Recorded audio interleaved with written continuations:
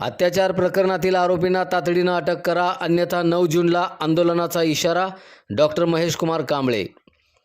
विटा पोलीस ठाण्यात अनुसूचित जाती जमाती अत्याचार प्रतिबंधक कायद्याअंतर्गत दाखल झालेल्या गुन्ह्यामधील आरोपींना तातडीनं अटक करावी अशी मागणी स्वाभिमानी आंबेडकरी संघटनेने केली आहे.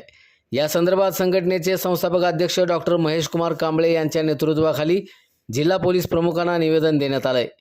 30 मे रोजी बेनापूर इथल्या विकास अनिल कांबळे यांनी दिलेल्या फिर्यादीवरून हा गुन्हा दाखल करण्यात आला आहे.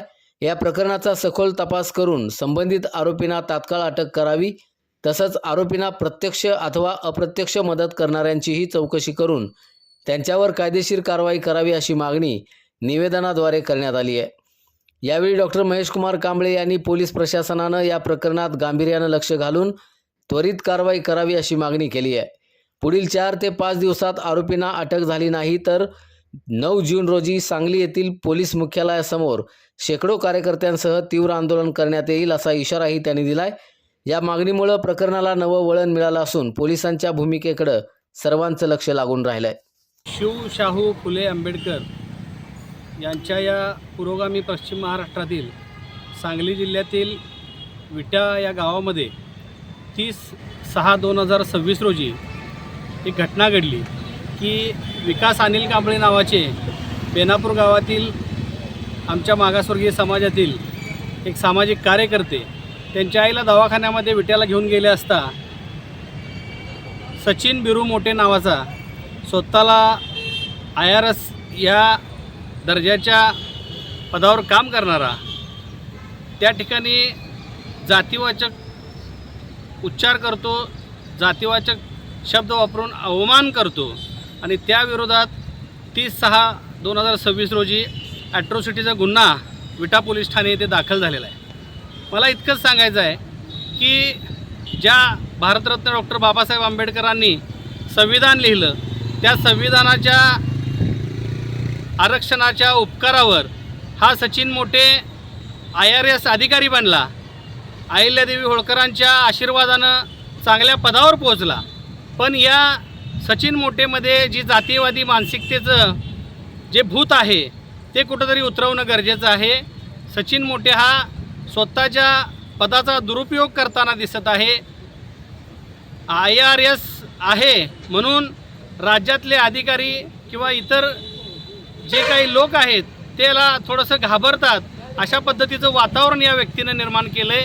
आणि या सचिन मोठेचे या आटपाडी खानापूर तालुक्यामध्ये विट्यामध्ये जे काही बगलबच्चे आहेत, जे कार्यकर्ते आहेत, ते या सचिन मोठेच्या पदाच्या आधारावर आणि त्याच्या सहकार्याच्या जोरावर तिथल्या सर्वसामान्य जनतेवर सातत्यानं अन्याय करण्याची भूमिका घेत असल्याचं दिसून येत आहे. मला या सचिन मोठेला ओपन चॅलेंज द्यायचं आहे. तुम्हाला जर राजकारणच करायचं असेल तर IRS पदाचा राजीनामा द्या आणि रिंगणात उतरून राजकारण करा. पडद्यामागचं राजकारण करायचं बंद करा. आम्ही तुमच्या राजकारणाशी आम्हाला काही देणं घेणं नाही, पण आंबेडकरी समाजातल्या बाबासाहेबांच्या कुठल्या अनुयायाला जर तुम्ही धक्का लावण्याचा प्रयत्न केला, अनुयायाला डिवचण्याचा प्रयत्न केला, तर बाबासाहेब आंबेडकरांची औलाद ही सक्षम आहे की तुमच्यातलं जे जातीवादी मानसिकतेचं भूत आहे त्या भूताला ठेचल्याशिवाय आम्ही राहणार नाही.